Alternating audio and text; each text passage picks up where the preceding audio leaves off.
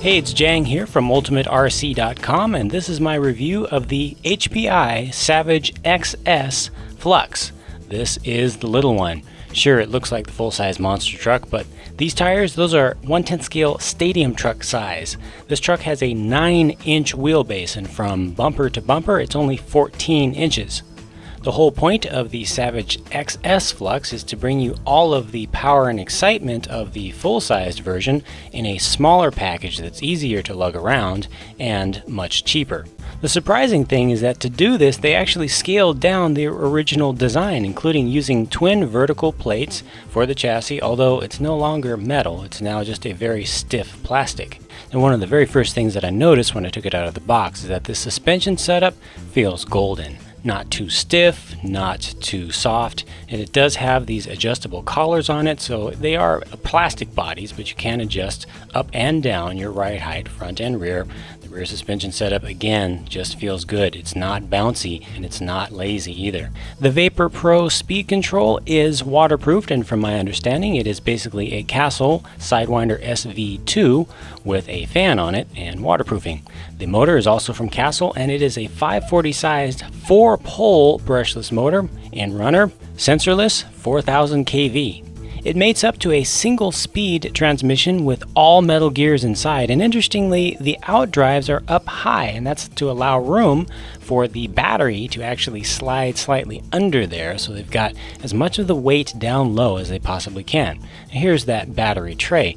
It really doesn't look very deep, but believe it or not, a standard 1/10 scale battery pack will actually fit in there, such as this.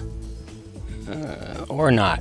You actually can't use batteries that have these vertical terminals at the side. You have to either use low profile terminals or just modify these to actually turn the wires around. Something that has a flexible pigtail coming out of the end is no problem.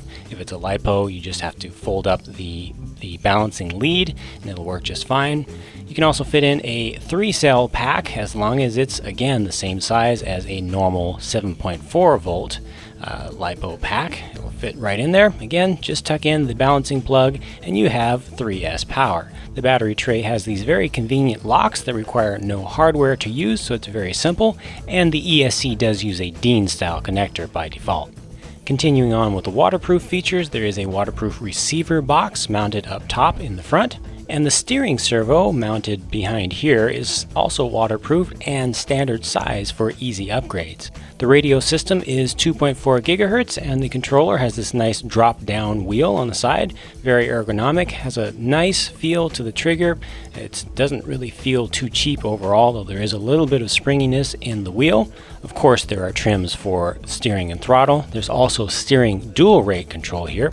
And interestingly enough, you have EPAs for both the steering and throttle channel, but they are analog. They are actually potentiometers down in there, which you have to stick a small screwdriver in to adjust, but they do the job. And I was very happy to see that it uses only 4 AA batteries, which are actually included in the package. So let's drive.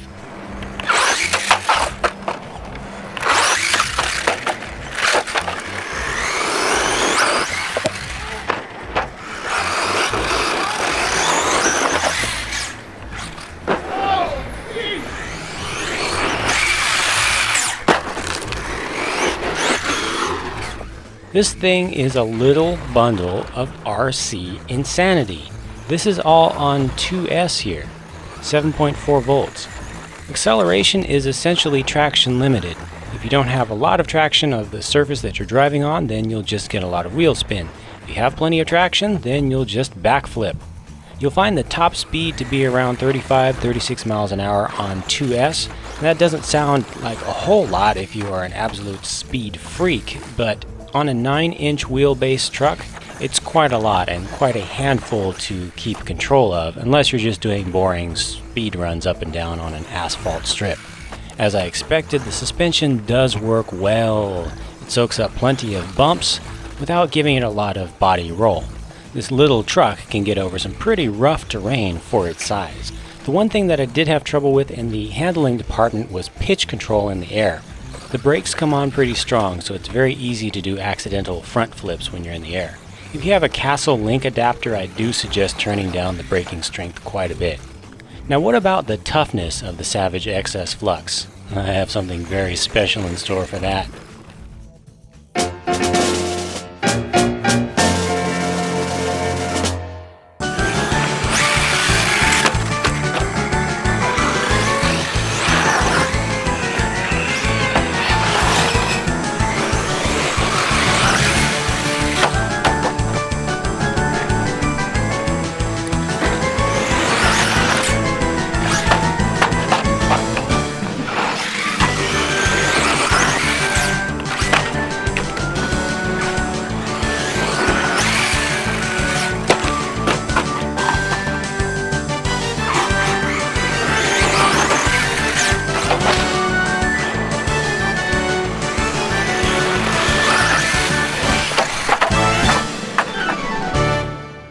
I drove like that for a full pack.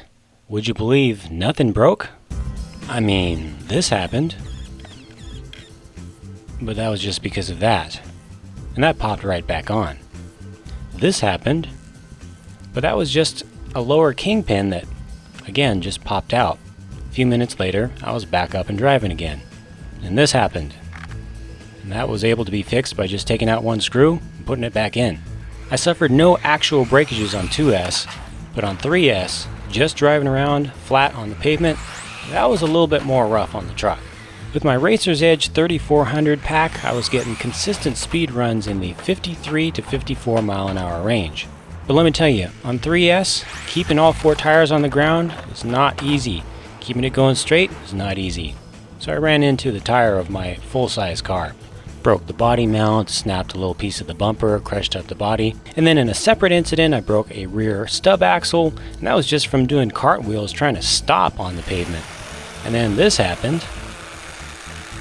Yeah, that's not supposed to be like that. All in all, driving on 3S was a nightmare. Even without gearing it up for more speed, the motor was getting hot, speed control was getting hot. I think I'll just stick to 2S, thank you very much.